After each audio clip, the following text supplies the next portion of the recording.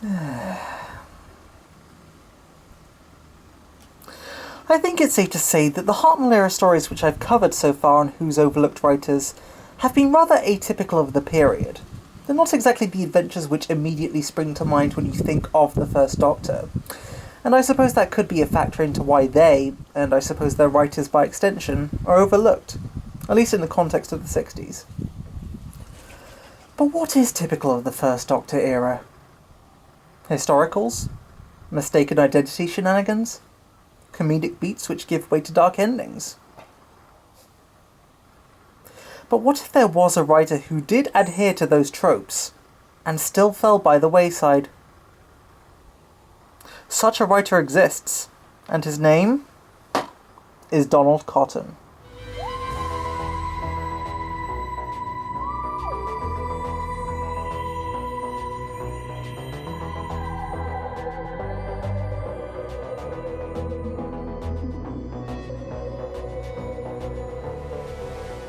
Donald Cotton wrote 2 scripts for the classic run of Doctor Who, both of them being submitted for William Hartnell's tenure as the First Doctor. The first of them was The Mythmakers, simultaneously the first story under John Wile's short-lived producership, which was broadcast as the 3rd story of Season 3 in 1965. Cotton's other story was The Gunfighters, hitting the airwaves the following year and landing 3 places from the end of Season 3, well into Innes Lloyd's lengthier tenure as producer. I feel like we've already partially answered our own question just from that summary, because on the surface, his episodes just don't seem that noteworthy.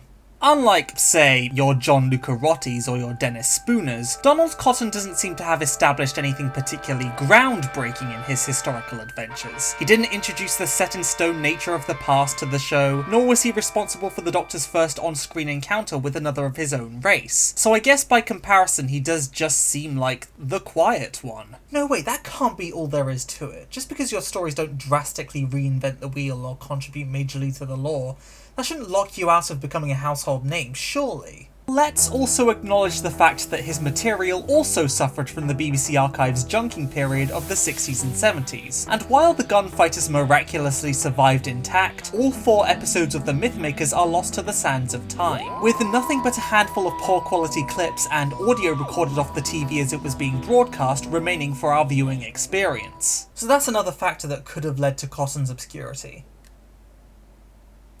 No, wait, because every other recurring writer of the 60s suffers from this as well, and many of them are still immensely popular despite this, so maybe it is just the writing itself. Maybe Cotton's scripts just lack some form of star quality? Let's discuss.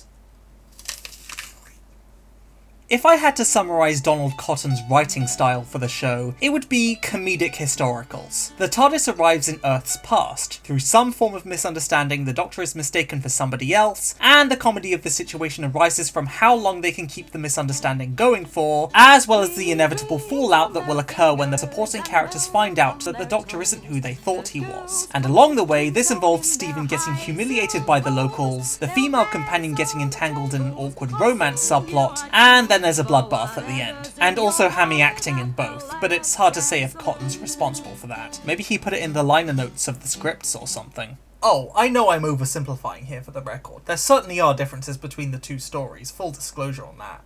I mean, there has to be, because, well, going into my opinions on the 2 stories, I really love the Gunfighters, but I don't care at all for the Mythmakers.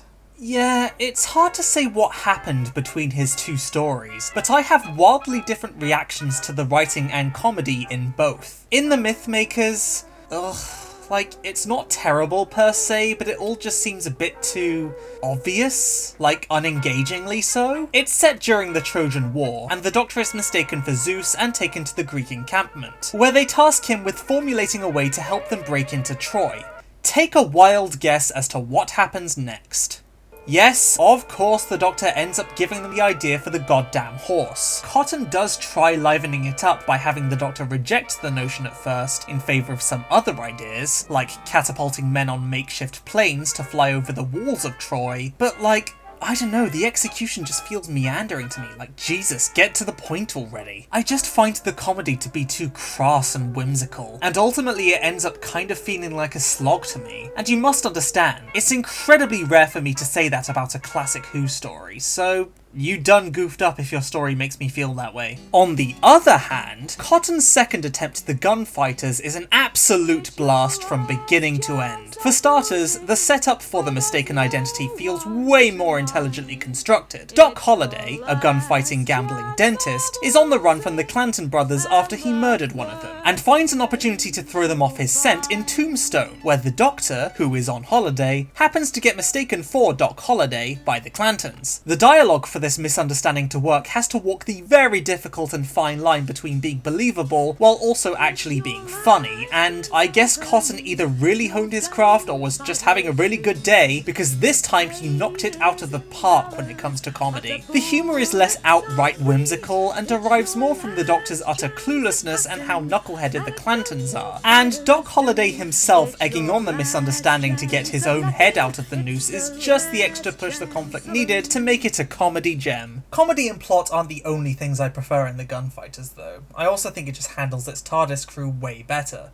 As I stated earlier, the Doctor and Stephen are treated relatively the same by both narratives. The Doctor is mistaken for someone he's not by the supporting characters and gets stuck in an awkward situation as a result, while Stephen intentionally dons a disguise which also lands him in a sticky situation and nearly ends up with him dead. Still, The Gunfighters has the Doctor being more of an active screen presence, and just for the toothache subplot alone, it makes it a no contest as to which is better. The only major difference in the regulars is the female companion, with the Mythmakers having Vicky and the Gunfighters having Dodo.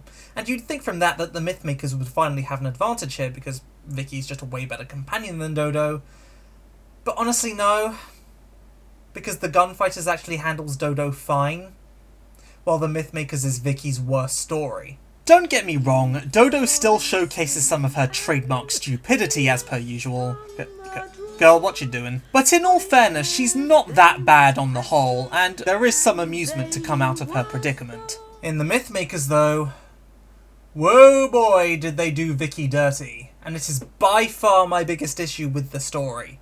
Due to one of John Wiles's immediate actions as producer being the sacking of Maureen O'Brien for very petty reasons, it was rather abruptly decided that the Mythmakers would be Vicky's departure story. Not exactly the smartest move to just discard of a long-running character at the end of some random adventure without rhyme or reason, but I suppose that doesn't matter if the execution itself justifies it. So, how does this upbeat, futuristic, adventure-seeking teenage orphan leave the show?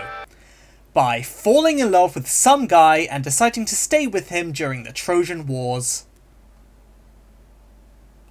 What the fuck? I don't know how much of the blame I can pin on Cotton himself or John Wiles, but either way the point still stands. This is one of the worst and most baffling companion exits Doctor Who has ever had. Yes, before Leela, before Liz Shaw, we had Vicky. I'm not even a massive fan of her, and yet even I feel rather insulted that her character ended this way. It's not even just her departure, pretty much every line or action she has in this story feels grossly out of character for her, and it's just a travesty. What were they thinking? Well, either way, in this same story, she's replaced by some random Trojan handmaiden who thinks she's dead and journeying to the underworld and lasts for a grand total of 5 episodes, so yeah, that's a trade-off. Anyway, ultimately I find Donald Cotton's output for Doctor Who to be a firmly mixed bag, and I think the general consensus is the same, but with a weird twist. For instance, in the 2014 Doctor Who magazine poll, Cotton stories aren't at particularly impressive places, hitting the 145th and 202nd slots out of all 241 entries at the time of voting. Sounds honestly completely reasonable, right? Well, in an ironic twist, it turns out that the higher ranked of the two is the Mythmakers, while the Gunfighters is the one plunging into the bottom 50. Huh. Yeah, the Gunfighters has a history of bizarrely intense criticism and hatred, sporting some of the show's lowest ever appreciation scores, numerous reviews at the time using it as an example of how much the show had declined by then, and even many fans nowadays utterly loathing the story for the bad American accents, the infamous Last Chance Saloon song, and for being all around dull. And even I admit, when I first watched this story as a kid, I was one of those people. I mean, I've obviously come around on it now, but that doesn't change the fact that at one point in time, I was part of the problem. God, this Overlooked Writers episode is a mess, isn't it? Look, in the end, Donald Cotton is overlooked because of the 2 scripts he wrote, one of them is missing, the other is one of the show's most over-hated entries, and neither are particularly noteworthy in the wider context of Doctor Who lore. Did he do a bad job? No, not at all. His 2 stories are perfectly functional. But is he an undersung talent deserving of reappraisal? Maybe a little. I do think he refined his comedic chops over time, but there isn't particularly much to see here. Cotton almost had a chance to prove his staying power when he submitted a 3rd story idea for season 4 in 1966, entitled The Herdsman of Aquarius. Damn, dude liked his Greek mythology, huh? But this was ultimately rejected by Innes Lloyd, so tough luck to him then, huh? I suppose these Overlooked Writers episodes can't all be like discovering hidden treasure chests. But hey, at least I found a couple of coins. I'm out.